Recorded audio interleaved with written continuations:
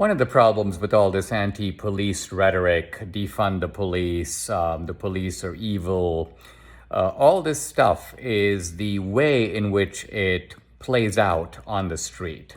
The way in which it not only emboldens criminals, but it emboldens ordinary people to feel licensed, empowered, to accuse the police and call them names even when they are manifestly doing nothing wrong.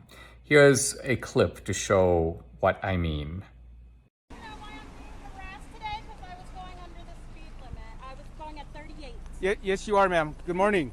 And the speed limit is 40, and I was going 38, so why are you harassing me? You are correct. I pulled you over Because you're a murderer. Because yes, I started to record because you're a murderer. You can't be on your cell phone while you're driving. I wasn't on my phone. I was recording you because you scared me. You can't use your cell phone while you're recording. I can record you. May I have your driver's license? It's at my apartment. What's your apartment? It's at my home. I'm just taking my son to his Do you have your driver's license? I mistakenly left it at home. Do you have a picture of your driver's license? Yes, I do. May I have it? And can you call your supervisor, please? I already did. He's on his way. Good, because you're a murderer. Okay. And so you're giving me a cell phone ticket?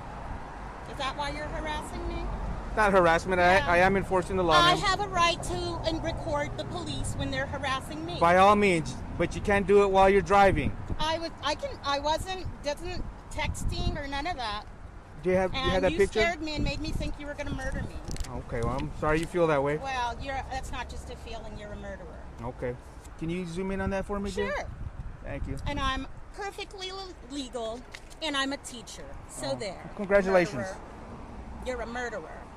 What's your last name? I can't see that there. Well, here you stop, go, Stop murderer. shaking. Zoom in on that for me, No, ma'am. because you're scaring me. You're threatening to kill me and my son. Can you give me Okay. the Well, iPad, I'll tell you what. You keep smiling. You're on camera. You're trying to threaten to kill me. I I'm not didn't say that. smiling. You're the one who's crazy. Hold that still. I can't see that. Is this your car? Yes, it is. And you're trying to say I stole my own car because you're jealous? Yeah, Is that what I don't that's think about? so. You wait for me right here, okay? You're jealous? Citation, all you need to do is your signature. He's only citing you for using your cell phone while you're driving. That's it. There you go, ma'am. Sign inside the red box right there. For him being a Mexican racist. What is that name?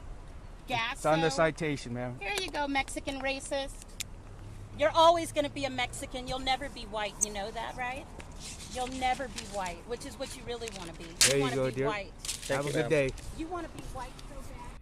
Now, if you pay careful attention to this exchange, the cop's behavior, the policeman's behavior here is exemplary. We're talking about a Latino cop that is unfailingly polite, takes even abuse without responding, does nothing more than to ask this woman to produce an ID.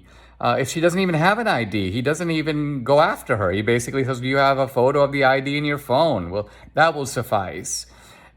He couldn't be more cooperative, and yet she is abusive, literally calls him a murderer. For what? He hasn't murdered anybody. He certainly didn't murder her. He hasn't even touched her. Didn't even call her a name. So she makes these inflammatory accusations. She once demands to see the supervisor for no purpose whatsoever. And yet she is clearly engaged in a violation. You're not supposed to drive while on your cell phone. She's evidently doing it. And so all she gets out of it is a ticket. She can't take the ticket and pay it. She has to abuse the cop, make a big scene.